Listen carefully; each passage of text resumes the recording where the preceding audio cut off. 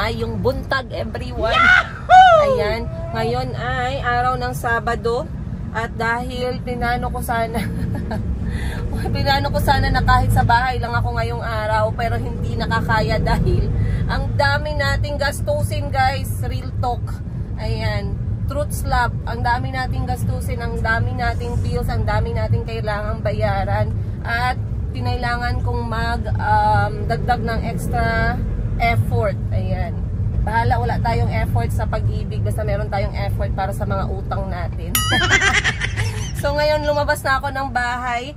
Kita nyo naman, kasama ko na ulit syempre si Mayumi, ang ating nag-iisang babae na kulit-kulot. Ayan. Isang prinsesa. At tayo ay pupunta ngayon para magbili ng refrigerator. Kasi guys, to be honest with you, I have never bought appliances in my whole life. Parang katulad lang yan na paggawa ko ng bahay. Kung ito yung kauna-unahang bahay ko, ito din yung kauna-unahang pagbili ko ng mga appliances. Nakakaya naman kung bumili tayo ng mga appliances before, so wala pala tayong bahay. So bahay muna yung mauna bago rep. At ngayon na meron na tayong bahay, tara samahan nyo kami ni Mayumi na pumili ng rep namin. Hindi naman natin kailangan ng ng rep na para tayong magbi-business ng yelo. Kailangan lang natin ng rep para hindi mapanis yung ating pagkain sa bahay. So, hindi ko alam kung makakahanap ako sa budget ko ngayon. Budget natin sana nasa nasa at least magkano ba? 2,000 pesos. 2,000 pesos na ref. Budget natin at least nasa 20, 25, ganun.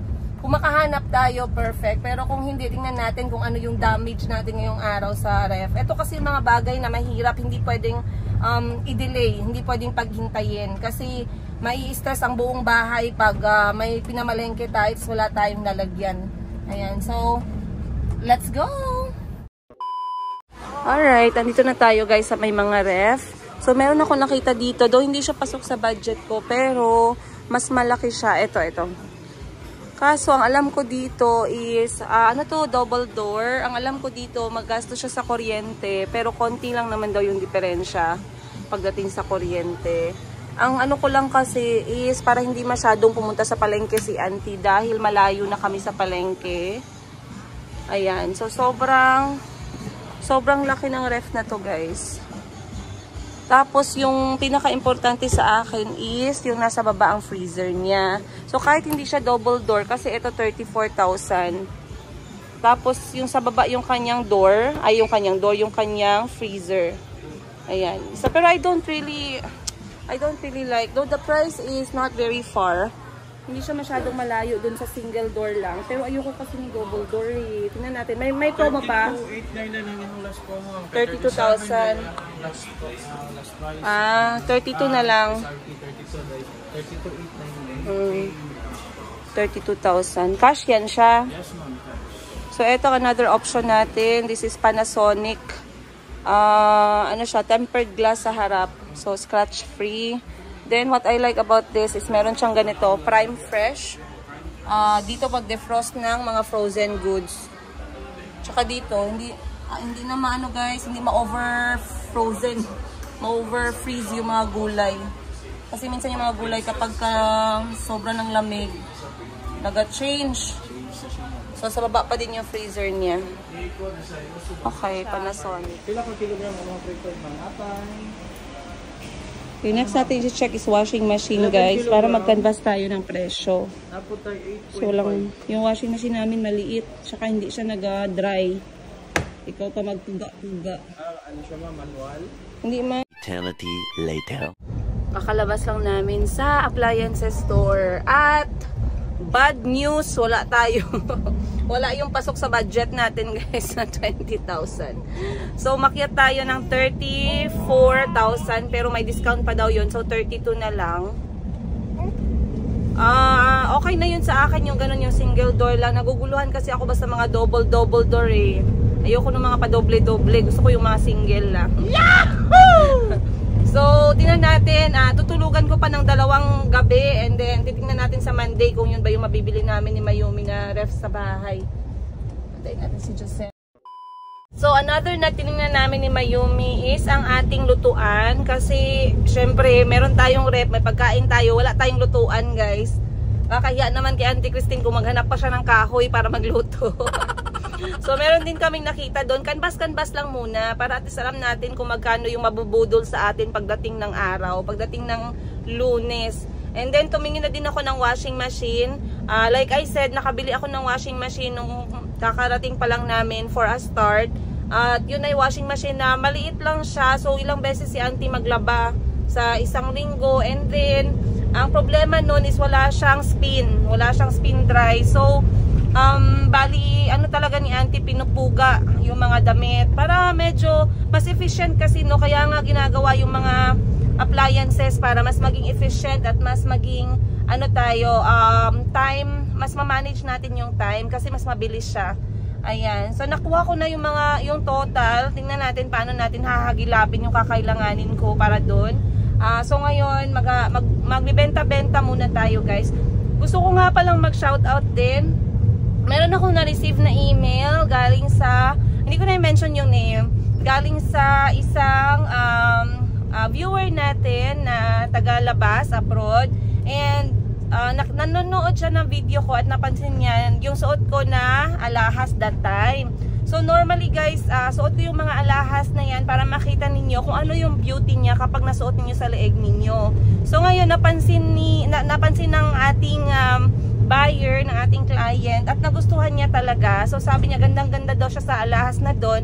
And nag-message siya, hinanap niya yung email ko, nag-email siya to let me know na gusto niyang bumili ng ganong klaseng design. So sobrang tuwa ko kasi talagang people are trying to reach out at they really trust me, guys, kasi pagkakita nila ng design na yun, nagustuhan ni ate, and then after noon, talagang binili niya din agad.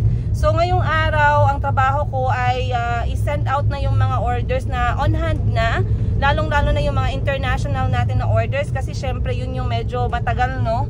Dahil naka-FedEx yun. Actually, mabilis lang naman ng FedEx eh. Mga nasa 3 to 7 days maximum. Minsan nga 3 days, 5 days nandyan na sa kanila yung item. Pinakamarami nating mga clients sa abroad, nasa US, merong Canada, ganun. So at least sa awa ng Diyos, meron tayong mga blessing na dumadating sa araw na makagipitan. Ayan. So sana ngayong araw makapagbenta ulit tayo. Kaya let's go. Okay guys, time check natin. Alas 3 na ng hapon. Medyo masakit na yung aking likod. Medyo natagalan si Mayumi magdede.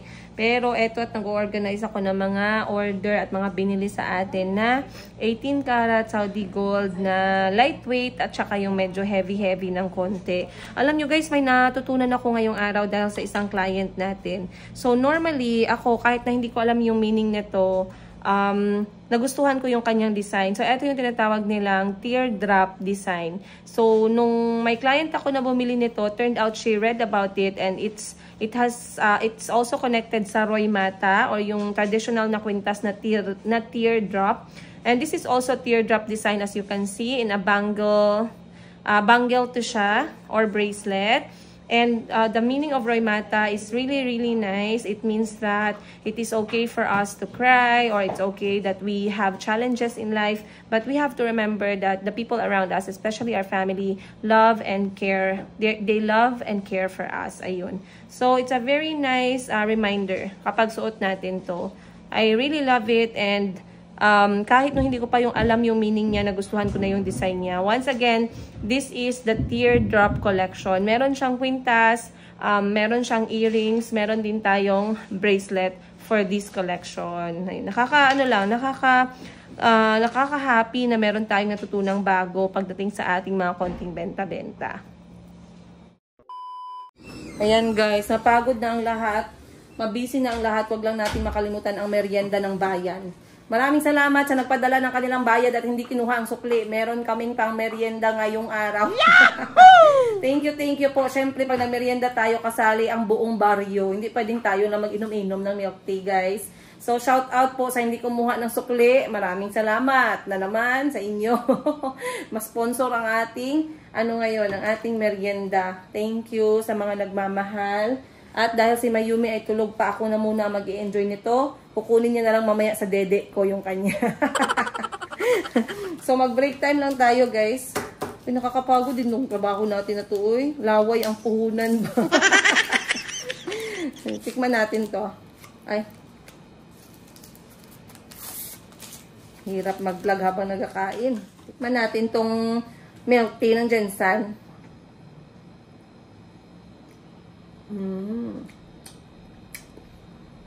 Matcha yung in-order ko.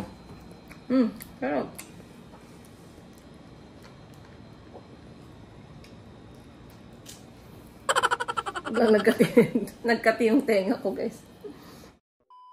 Ayan, guys. Alam nyo, pag bumibili ako ng merienda dito, tapos wala yung kapatid ko na si Madam Ten Gibbs, doon ko na lang pinapakita, guys, kasi alam ko nanonood yan sa akin. Ayan, oh. Hi! You see this? You see that? You can't have that. Diyan ko siya kinakausap, guys, kasi alam ko nanonood yan siya sa akin pag nandito ako sa opisina niya. Ayan siya, guys. Hindi nyo lang yan marinig ngayon, pero nagatawa yan doon sa kabilang linya. Hey, come and get this. Sabi niya, namoy mo dyan? Smells good. Smells good. Sabi ng kapatid ko. Ayan, sabi ng kapatid ko, guys, nagabili lang yan ng merienda ba kapag wala ako dyan. O, tiyan nyo.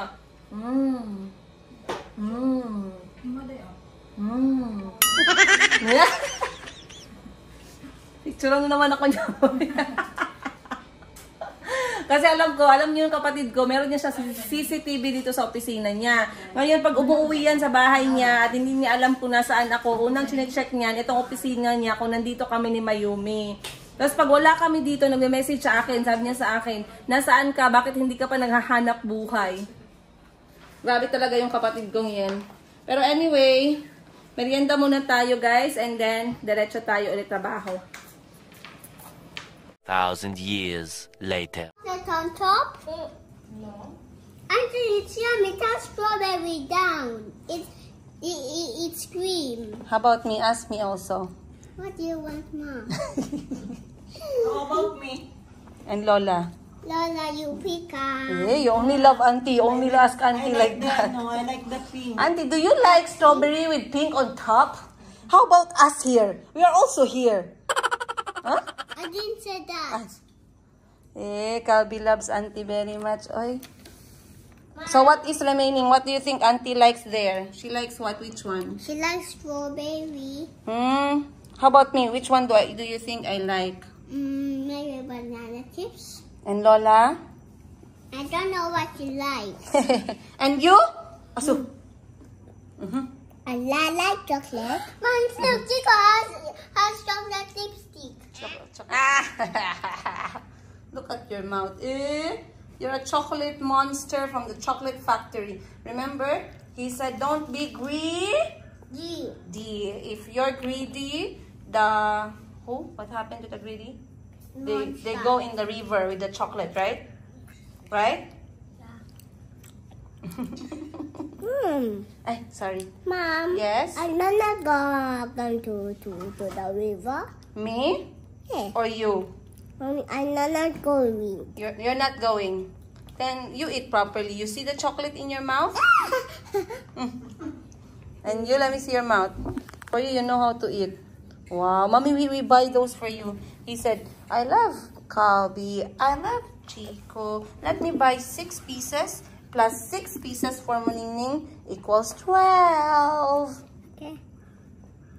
You said you want the donut. Do you feel better? Yeah. Okay. You're not sick anymore? I told you if I go to work, I come back with something nice. It's Right, not Chico? Mommy, so why did you say you're going to buy lollipop? This is better. Right? Thank you. It's called Jayco. Up. Mommy, Sayang namin ba ito kung di ba Mommy, napalit? can pick banana chips donut. You like that banana chips? Wow. How about you? Why are you very far? You move closer here. So I can get you in the photo. Okay, closer. I want to hold Mayumi. I want to hold Mayumi. Ah, don't fight. Mom, press the button. I did press the button, my love. Can you show me the picture now? Okay. Okay, Chico's turn. Wait.